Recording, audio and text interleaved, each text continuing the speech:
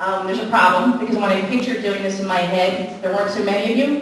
So I'm sorry, I'm going to have to ask a few of you to leave. That may not be a bad thing. You may be getting better in the field here. The ironic thing is, I get up here, and my biggest fear is looking like a fool. And that is exactly what you expect me to do. So, be it for me to disappoint you, I've been doing stand-up comedy now for about 30 seconds.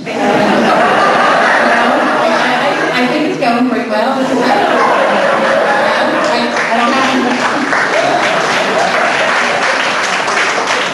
I haven't had any complaints yet, but the night's going on, so good time.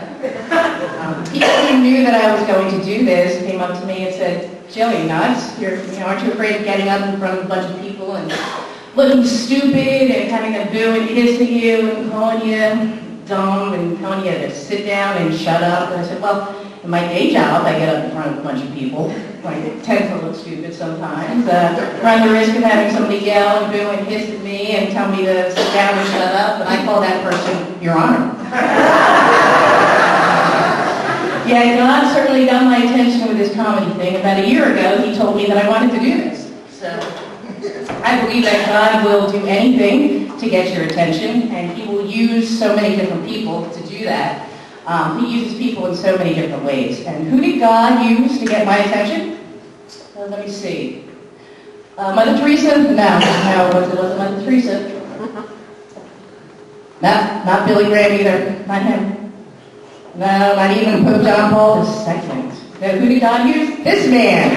Rainbow Man. 7 years ago, this is a true story, I saw this man on TV. I put down my Heineken, picked up my Bible, started to read, and I haven't put it down since. It took me a while to figure out the connection, but it's perfect. God used a clown to reach a clown. It's the most poetic justice. But in honor of that great moment, I am going to do a dramatic recreation of what I saw that day.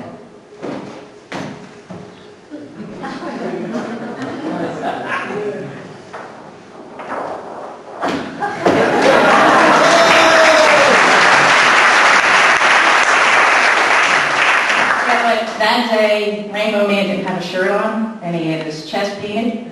So I figured, it's church. I can't really take off my shirt, but if I paint my chest, it'll turn out pretty well. I don't know if my career in comedy is going to go anywhere. It could very well just be me checking off a list on an item on my bucket list. I figure the worst case scenario is, though, tomorrow morning my name is going to be added to so many prayer lists. I can hear him coming out, though. That Jill girl, she really needs help. She's a little bit. You know what? It's true. Okay. I'm a little stuck. Val, can you help me out here? Thanks for that segue, Val. Wait.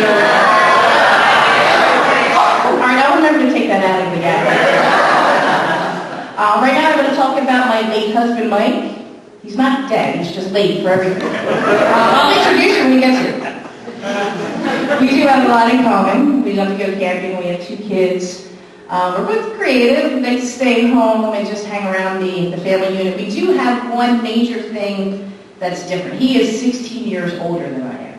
So it's a good thing that I met him when I was 31 and not 13, right? Yeah, he could either be dead or in jail for a long time now. My family had anything to do with that. Mike was 50 when Miles was born, and 53 when Allison came along. It was great. I was the only new mother in the maternity ward who was insured by AARP. Yeah, the local news crews got a little confused. They thought it was a 53-year-old woman having a baby. And I told them, I said, there was a 53-year-old woman in this hospital who just had a baby. She's probably in the operating room right now having a lobotomy. And if she's not, put it on her chart. I constantly teased Mike about the age difference. And about 6 months after Miles was born, Mike took him to Toys R Us, and he was going through the checkout line, and the cashier looks at Mike and goes, "Aren't you a proud grandpa?" And, Mike corrected her and said, "He's the dad." And then he made the biggest mistake of his life. he came home and told me. Did he forget who he was married to? Did he think that he was going to come home to a different person that he left like an hour before? So of course I told everyone I knew, everyone I didn't know, and now I'm telling you. But I had to hand it to him. He handled the situation very well. If roles had been reversed, and that was me in the store, and the cashier said something similar to me, I'd probably still be in prison. There's times that I can go overboard with the age thing. You know, people tell me that I could be a little sarcastic at times. Imagine that. So I have to reassure Mike that I really do love him, and there's just something about antiques that excites me. Oh, by the way, it reminds me, if anybody finds a DVD laying around titled Antiquing in the Poconos, it's not what you think. Don't watch it. Yes. Oh wait, what's that I hear? That somebody added my name to another phrase. So I want to talk about my kids. Miles is going to be 5 and Allison's going to be 3. Mike and I decided we were going to keep them, despite their obvious drawbacks. I mean, they're cute and all, but you feed them breakfast, and 12 hours later they're whining because they're hungry again. I mean, you can't get any peace with the kids. We recently bought a minivan. Yeah, we joined the ranks. There's a ton of room in it now. We have the tinted windows in the back. It's really cool because now we can leave the kids in the car and not have to worry about anybody calling diapers. Don't worry, we give them enough cold medicine so they can sleep the entire time. Besides, movies are only about 2 hours, 2.5 hours long anyway. No, but I really love to play hide and seek with the kids. I'm always it. It's a great game. I tell them to go into their hiding places, but they count to 3,600. And when the new episode of House is over, I go find them.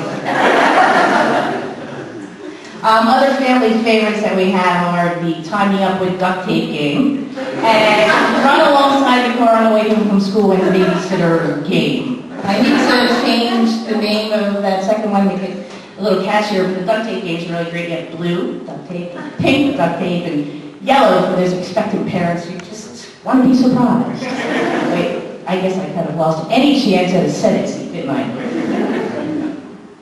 All right, this brings me to a part of my act that I like to call things that make me go, And here's the first one. Duh. I mean, as opposed to the fast senior citizen area, I apologize, I don't want any letters. Thank you. And this next one is actually hanging up in Walmart. All right, everyone knows you get the best lice at Target. Does anybody ever go down that aisle? I was there the other day and I talked to Kim in customer relations, and I said, I've been up and down this aisle 5 times and I don't see any lice. She said, well, we'll show them. Apparently they're sold out. They had a special last week, buy one, get 2,000 free. And this last one, I actually saw in church. Okay, here we go. I'm going to point it out to you. Second, John? Who's John? Why did he say from it? Did Joe have a brother? Bob have a cousin? I've been reading this Bible for 7 years. How did I miss a John? Stupid thing. Oh, it's a typo. It's a typo. It's sing for joy, whoever she is. Thank you very much.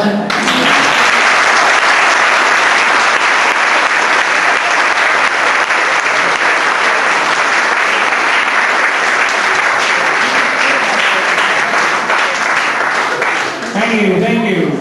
Tribulas.